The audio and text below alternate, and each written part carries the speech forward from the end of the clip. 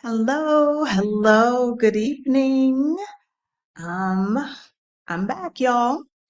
It has been an incredible weekend. I know today is Tuesday, but I'm still stuck in my Exodus Summit brain.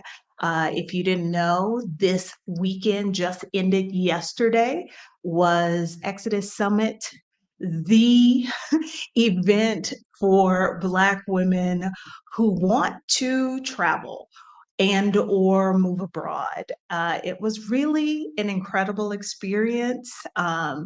If you hearing me talk about it now is the first time you've heard about it and you're thinking like, oh no, I missed out. The replays are available and I will tell you that they are absolutely worth it if that is something that you're planning on doing. So thanks, guys, for joining me live tonight. If you are watching this in the future, I appreciate you watching in the future. Feel free to leave a comment and let me know whether you're here live or you're watching from the future. I'm glad to hear that, Kimberly. Um, I this was my either my fourth or fifth Exodus Summit, and every year I think that I'm not going to say I am surprised that Rashida and Stephanie like do something more incredible than they did the previous year. And so our topic tonight is kind of related to my talk at Exodus Summit. Um, One of the probably the first thing that I started off my conversation at the summit was about get preparing to move abroad and looking at your finances. And a piece of advice that I have been giving for the last 4 years is that I believe you should be paying off um, high interest debt before you move abroad. But no one piece of advice is going to work for everybody. So tonight, I wanted to talk about okay, if you are going to move abroad with debt, what are some tips and some strategies, some things you should think about if that is the choice that you are going to make? So before we jump into that, just in case, there are new people here. I will introduce myself. My name is Adelia Aborashade, although most people know me as Picky Girl Travels the World. I am a financial coach, a money coach, as well as half of the team that puts on Reclaim the Retreat. I left the United States 8 years ago. I retired early from a career as an educator uh, four no 4 almost 5 years ago. And so I've been spending the last few years helping people like you live the life that they want. And so I use this channel to that end. On this channel, we talk about travel, we talk about moving abroad, and we talk about how to do that financially. And so, if those are topics that are of interest to you, I'm glad you found me. You should absolutely subscribe to the channel so that when I go live like I am today, or when I upload videos, you will get a notification and not Instagram, YouTube will keep bringing my content to your feed. All right. So let's get into it. I will say before we get into it, I'm going to remind y'all or let you know that in the description of this video are links to several other videos that I've done over the years talking about debt, talking about, you know, um, how to handle that in different situations and strategies. So if this is something that, you're dealing with right now, I got a few other resources for you. Okay. So as I said at the open, In a perfect world, you would be eliminating high interest debt before you go abroad. Why do I say that? Is it because I believe like you took on that debt, you made the promise to repayment, and you're a horrible person if you don't do that? No. Okay. Um, I suggest it so that you give yourself more financial flexibility in your time abroad, whether that time is permanent. Like when I left the United States in 2016, it was and continues to be my intent never to return there. But I realize that some of you will be moving abroad, and that is not your intention. You want to spend a certain amount of time abroad, but you anticipate returning to your home country, or maybe you're just doing like a sabbatical. You just want to try it out and have the experience. It doesn't really matter. Okay. But by eliminating that debt, that's one less thing you have to worry about, and it gives you more financial flexibility. And we live in uncertain times. Having financial flexibility is never a bad thing. Okay.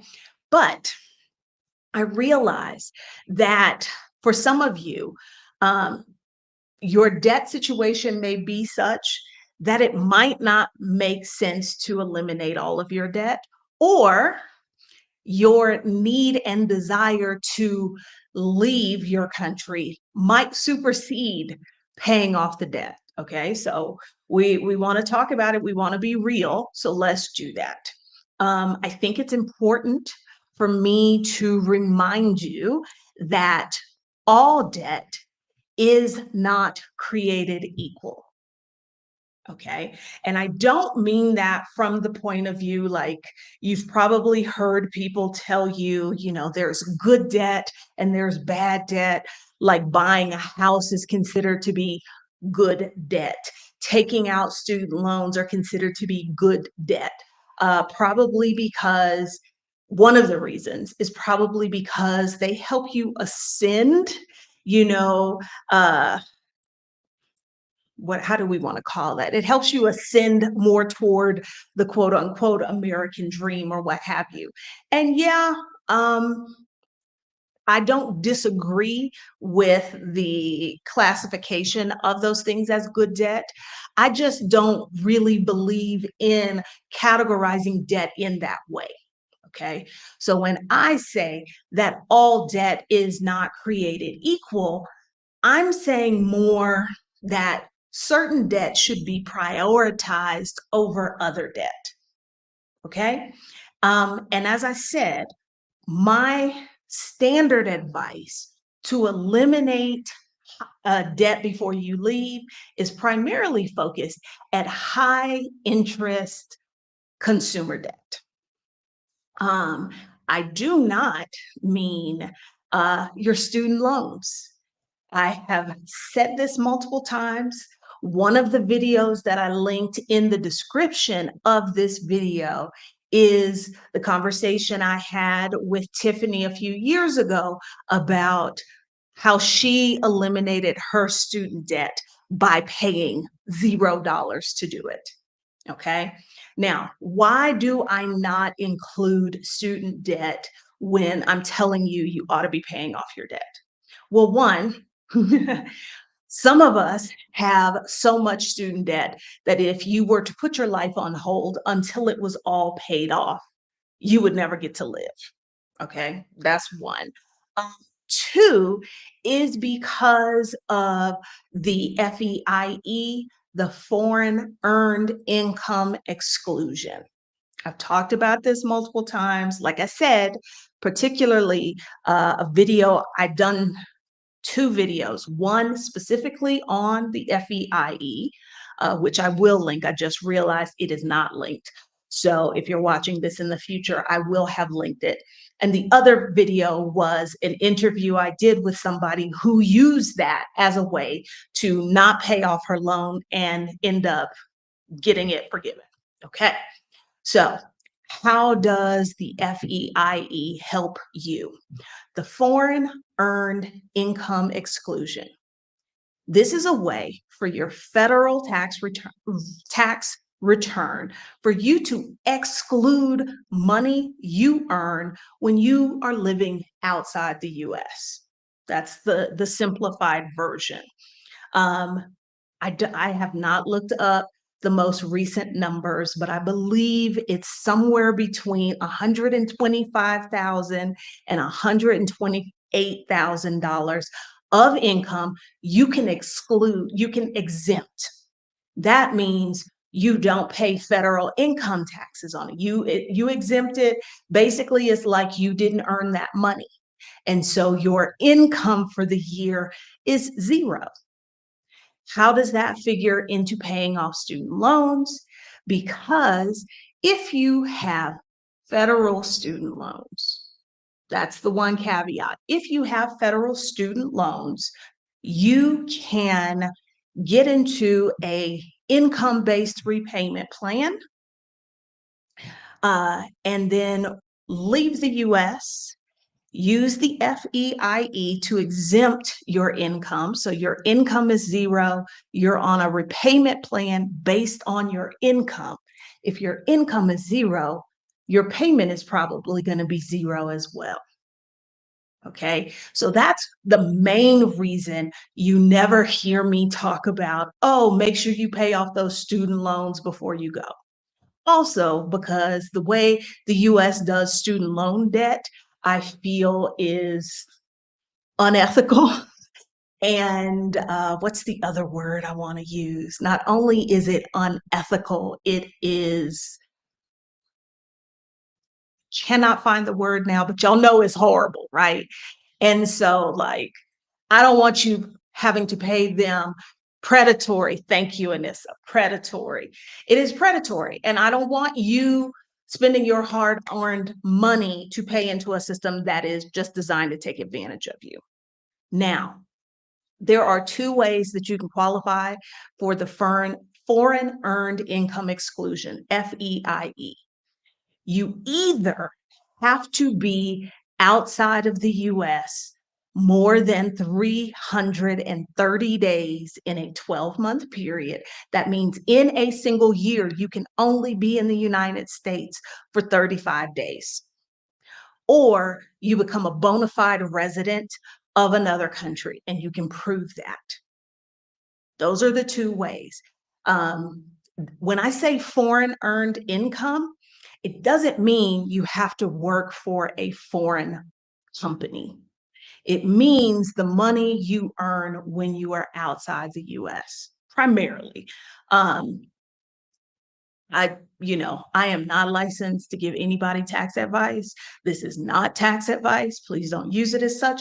Use it as edutainment, if you will. But you can go to the IRS website. They've got multiple documents, one pagers on the FEIE that breaks down how you qualify for it. Okay. Um, so when I say not all debt is created equal, um, student loans have their own category. Now, if you're wondering what happens after all these years of you making zero payments, what happens to the interest? Is the interest still occurring, accruing? Yes, but if you are in a program at the end of, what is it, 20 years, 25 years, the loan will be forgiven. There might be the interest that gets forgiven, I believe, is considered taxable. But from the people I've talked to who've used this process on their loans, it hasn't been such a substantial amount that anybody was worried about it. Um, okay, let's talk about this. If you are referring to particularly student loans, if you, and they're federal student loans, and if you are not in any kind of special repayment program, failing to make student loan payments, yes, your accounts can be garnished, your wages can be garnished. Um, I'm not telling anybody just not to pay. I mean, that is an option. But if you are in an approved income-based repayment plan, then you don't need to worry about this. Okay. So, um, so that's one thing. But I also said you need to kind of prioritize your debt if you're not going to be able to pay it all off before you leave the US. And so I would say the top priority debt is going to be the credit cards, the high interest loans. I probably wouldn't even lump personal loans here. I would say the credit cards. And the reason I would say to prioritize those over other things is potentially the ability to use your credit cards in your life abroad. Establishing credit in a new country is difficult, particularly because as a new immigrant, you are starting from scratch. You have no history in that country. That's one thing. In a lot of countries, um, credit and getting credit is not really a thing. Um, and as such, credit cards often have really high interest rates. A week or two ago, maybe it was, I did a video on the do's and don'ts of paying off debt. And I think I talked about the fact that my bank here in Mexico had offered me a credit card. And in the deal they were making me, they kept bragging on the low interest rate they were going to give me of 36%. And many of y'all were flabbergasted. But let me tell you, in Mexico, it is not unusual for credit cards to have 76% interest or higher, in excess. I've seen interest rates in excess of 100%.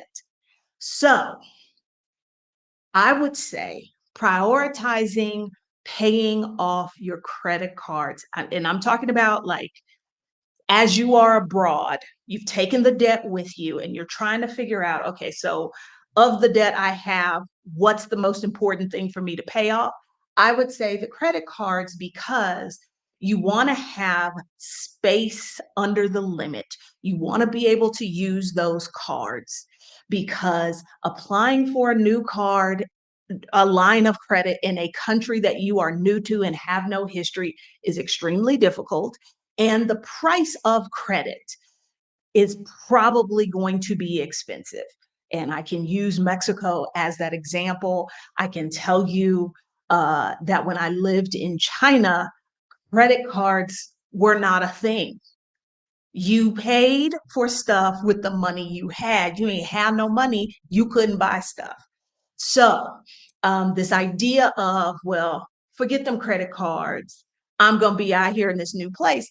Hey, you can choose that route, but um, when shit hits the fan, you're going to have fewer options available to you. So, that's why I think you should prioritize paying back that debt so that you have the flexibility of being able to use the credit if you needed to and having that credit available to you because it might be really hard to get credit in your new country.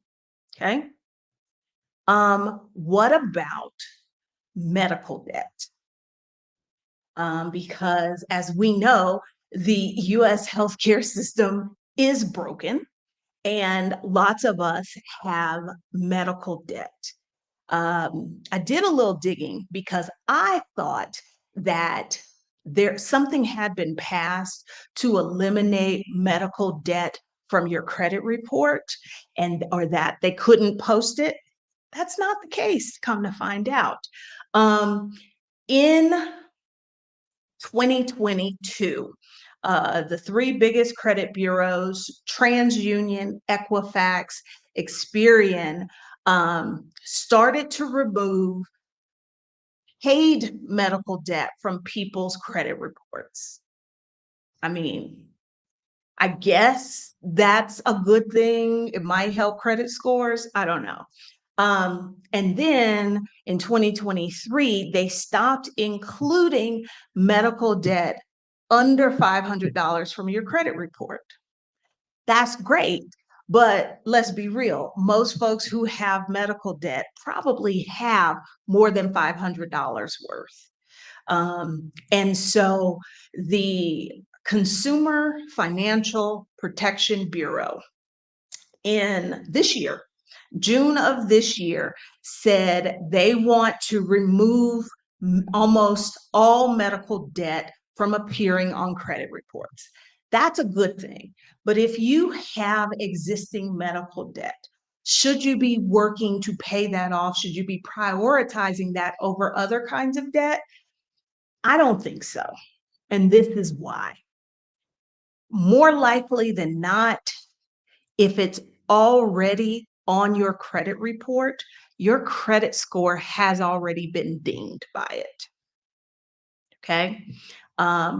Medical debt is just like all the other debt. If it is unpaid, it has gone to collection, it can only be reported on your credit report for 7 years. So to me, in the whole scheme of things, that's less of a priority than paying off credit cards, which give you immediate financial flexibility. Okay, so that's my thinking there. Now, we don't, as of right now, medical debt is still pretty much the same as it has always been. If you get a bill from the hospital or the doctor because they've already sent it to the insurance has paid all they're going to pay or whatever, it's not really considered like a bad thing against your credit report until you've not made payments to the doctor or the hospital and they've turned it over to collections. And again, once that has happened, you're already paying some of the price there. So you have to ask yourself, by prioritizing paying off that debt, what are the benefits that you are gaining? Because remember, if you are abroad, your credit score in the US, for the vast majority, I can only think of one country in which that anybody's going to ask for that credit score. So if your plan is to be gone permanently, you've got time to wait for those things to fall off of your credit report. If your if your time abroad is not intended to be permanent, that's where you have to ask yourself, do the benefits outweigh the cons in that situation? Okay. Um, what about a car note? You're leaving the US. Should you be paying your car note? Well, are you going to be coming back within a year and need to drive that car? If so, that may be a debt that moves further up your priorities.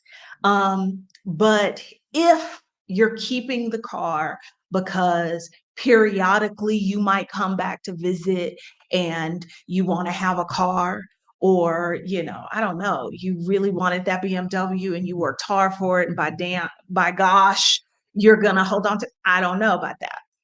Because the reality is, unless you are returning in 12 months or less, remember, cars are depreciating assets. I don't know that it's a smart move to be putting so much of your income, your available funds, toward paying off that debt for something that is going to be worth less, that you might use periodically. But if you are coming back to the US in less than a year, then this probably does become a higher priority. Okay. Um, I don't have mortgages on this list.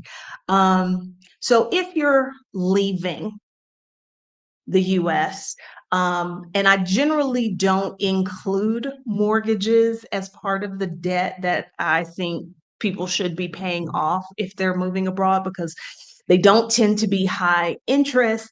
And it is possible that, particularly if you are renting out the property, hopefully the amount of income you're getting is allowing you to offset those costs.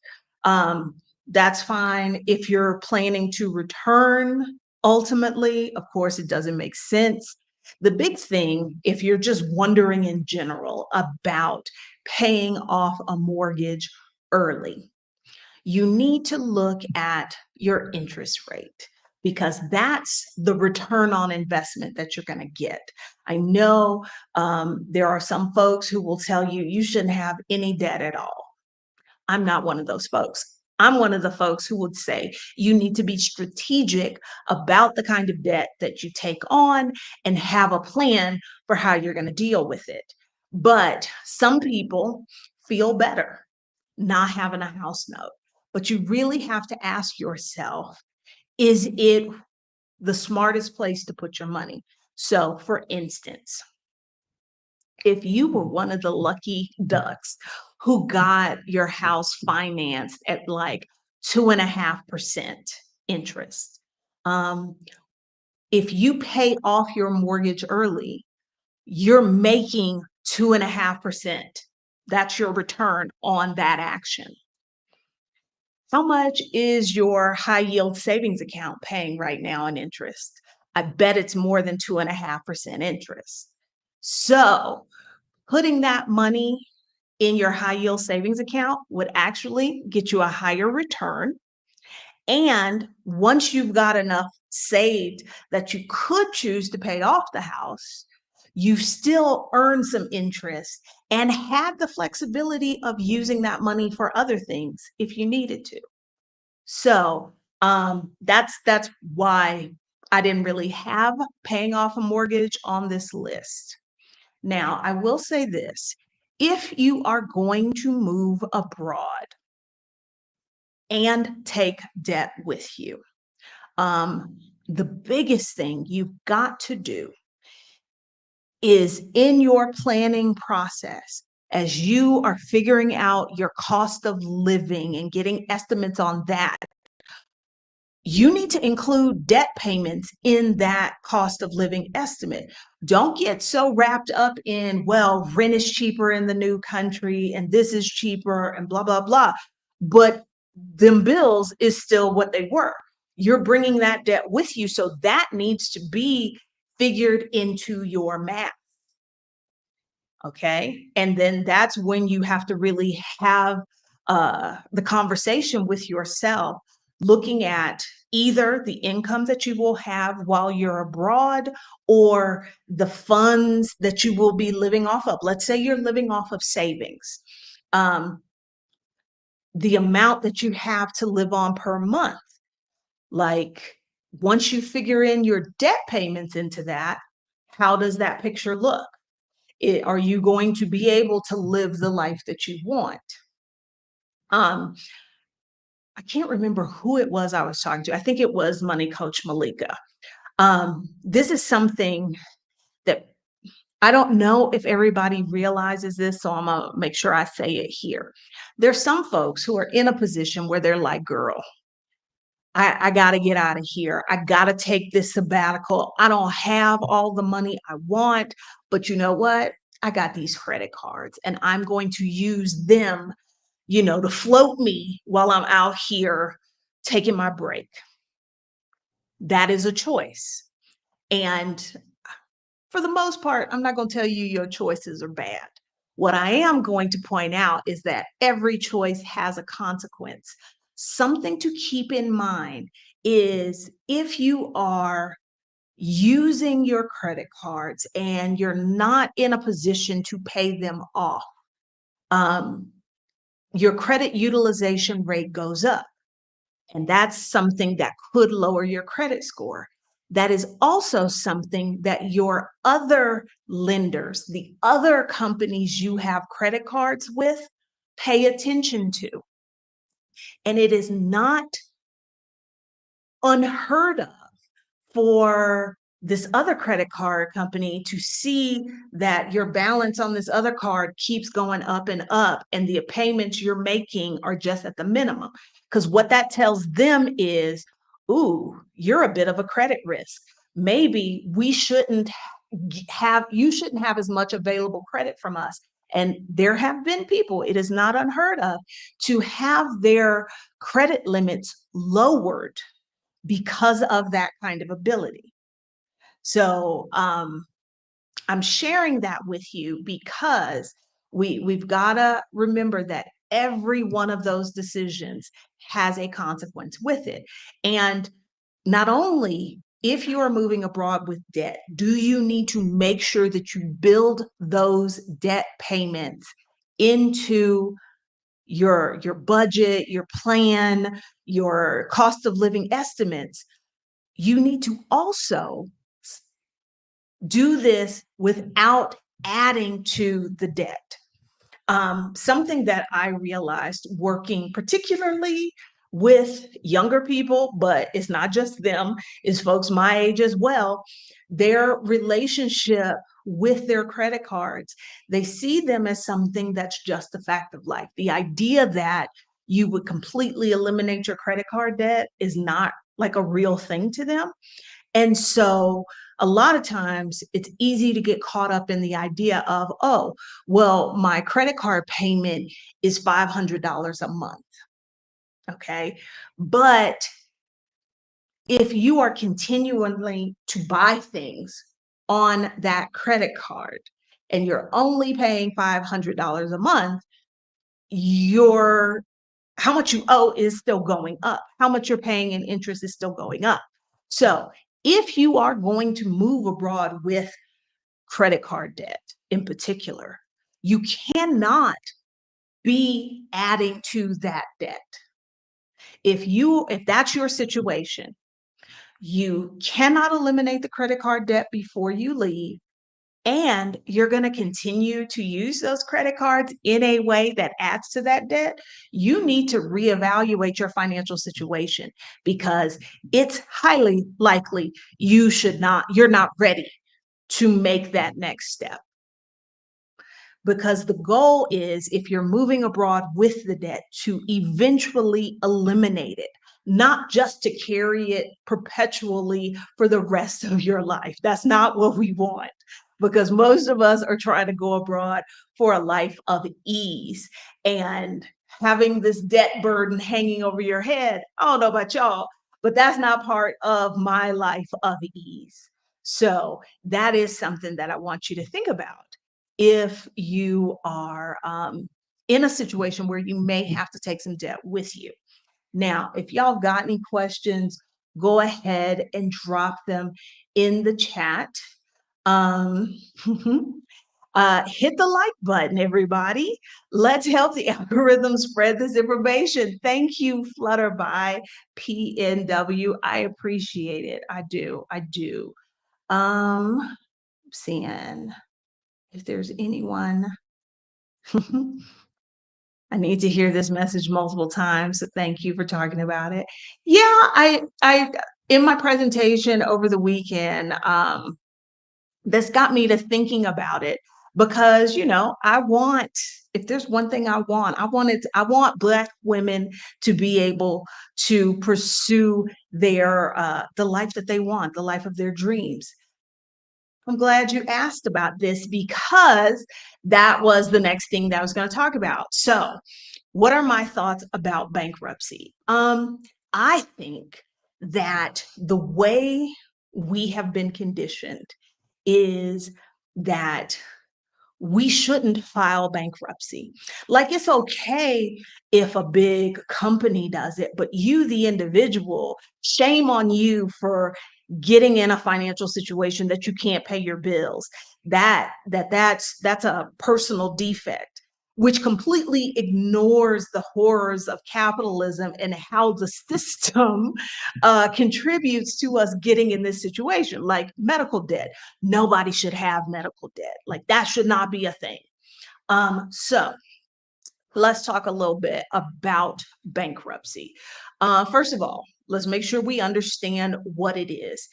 Bankruptcy is a legal proceeding that you can initiate, a business can initiate when you cannot repay outstanding debts or obligations.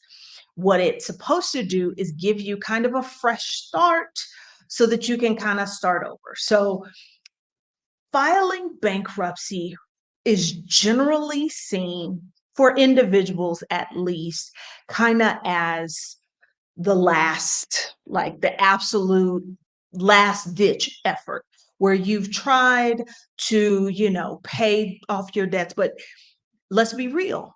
In the United States, where medical debt is a thing and we're all a single illness away from being penniless, it is far easier than it should be for people to find themselves in a situation where the amount of money they owe, it's virtually impossible for them to get out from under it. Okay.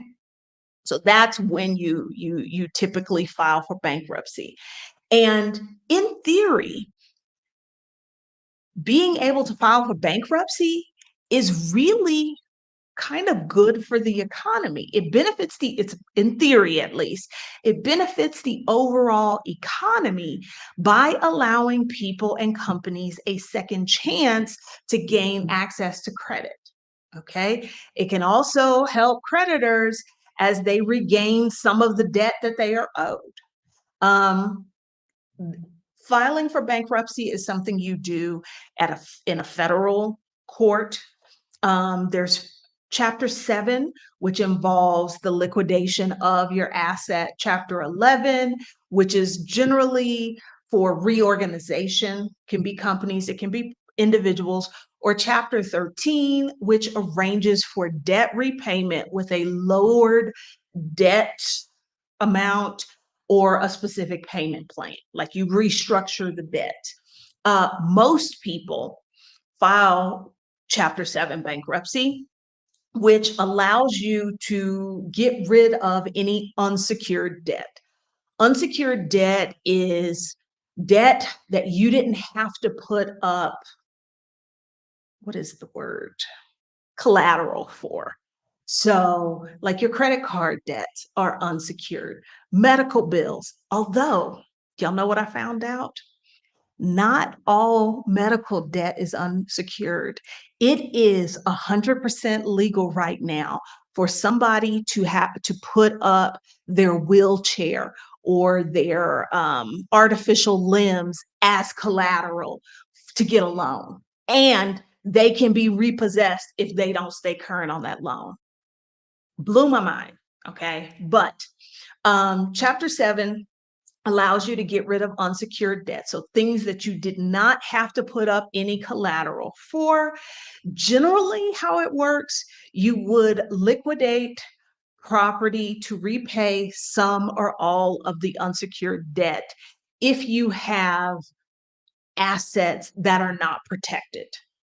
So like your 401k, if you file bankruptcy, they can't make you liquidate your 401k to pay back your debts. Actually, let me add a little side note here. I know a lot of people, by the time they get to the point that they are ready or willing to consider filing bankruptcy, have already dipped into their 401k. And that breaks my heart that that money that is supposed to be for your future so you don't have to work, that you've tapped into it and it wasn't enough. And now you're going to start over and you don't even have that. And that money would have been protected anyway. Okay. Um, so things like your 401k, you don't have to worry about, like your primary home, if you still have it, you don't have to liquidate that. But let's say you had some family heirlooms, you had like a Pokemon card collection, a coin collection, you had a vacation home, or you had some Airbnbs. Now those you will probably have to liquidate if you're filing Chapter 7. So if you've got those assets, if you don't have those assets, you don't have them. Okay. But if you do have those, you would sell them. The creditors would get some portion of what they are owed, and they would agree, like, okay, even though you owed us $1 million and you sold your Pokemon cards and all you could pay us was $500, we'll take that $500 and we're square.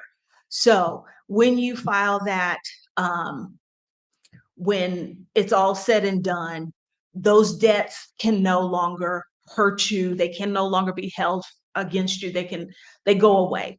I am trying to get somebody to come on the channel to share their experience, but in several of the spaces I'm in, I've seen other women say filing bankruptcy was the best thing I could do. I think a lot of people's hesitancy to do it is because we've been told, like, you're a failure of a person if you can't pay back your debt. Like it's a personal failing, which it isn't. And people are so afraid of dinging their credit score. But let's be real, by the time you get to the point that you are considering bankruptcy, your credit score has already been dinged. And again, the credit score is not the be all end all that they want us to believe it is. Okay. So, filing bankruptcy might be an option. So I could see a situation where somebody who, like, the debts are too much, but they feel like if I could just get out of the US, I have a way to earn money and be able to support myself, but I can't pay back all of this. Um, there is a version where you file bankruptcy, you have those debts discharged, your credit score is dinged. It's on your report for a while, but you're off in a new country living your best life. And even if you have to come back, there is a point in time where that falls off your credit report and it's no longer allowed to hurt you. You can rebuild your credit after a bankruptcy. But they would have us believe that, like, it's this thing that you do and your life is forever ruined. So to answer your question, what are my thoughts? Those are my thoughts. Like, it might be an option for some people. Okay. Um, are there countries that will not grant residency if you file bankruptcy in a certain time frame? None that I know of. There are some countries that require, as part of their residency process, that you get like a police report, but my understanding is they're looking for criminal issues, and this would not be that.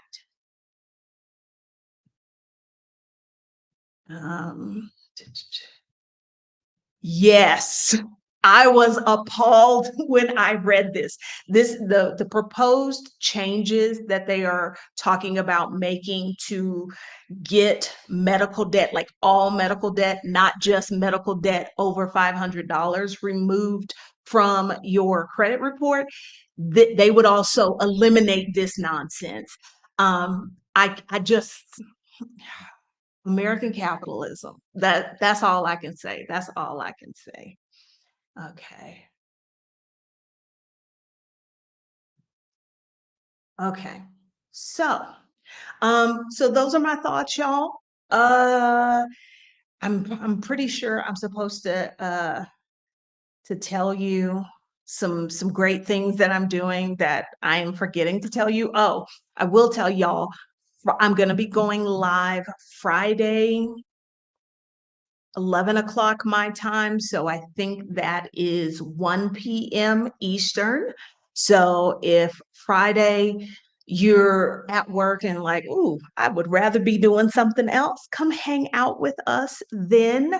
Um, oh, yes. Thank you for reminding me about this, Pamela. All right. So if you went to Exodus Summit and you got the all access pass, I am doing an additional workshop with those ladies. And we will be working through more specifically, helping you get your numbers together and that sort of thing. Now, if this is your first time hearing about this and you're like, but hey, can I get in on that too? Technically, you can. Um, if you just had the weekend pass, you can still upgrade it. Go to exodussummit.com. I think somewhere at the top, there is a way to upgrade your ticket, and you could catch my workshop. Libria Jones, the remote work queen, is doing a workshop. And I think there is another one. So I don't have a date for that yet. The Exodus Summit ladies are on vacation, a well-earned vacation. Um, yes. So I will follow up with them and let y'all know. They will let y'all know what the what the date on that is. Um, Okay, see, y'all are helping me out because I am horrible at plugging myself. Okay, if you went to Exodus Summit, and if you didn't, if you are considering teaching abroad, that is how I went abroad initially, and you're trying to figure out, like, what am I supposed to be doing? How does this work? I have a ebook. You can buy it from me, and I'm trying to think, how do you buy it from me? Because I don't think I've linked it properly. But if you went to Exodus Summit, they have an expo. They have an expo. There's a link to it there. And there's also a link. It always comes up because I do such a horrible job talking about it. Like, can you book time with me to talk about your specific situation? Yes, you can. The link to that is in the description of this video. You can also go to my website, pickygirltravelstheworld.com, and you can do that. And yeah, look at you helping me out. It takes a village, doesn't it? All right, y'all. That is all I have for you tonight. Come hang out with me on Friday at 1 p.m. Eastern, and I will see y'all then. Bye, guys.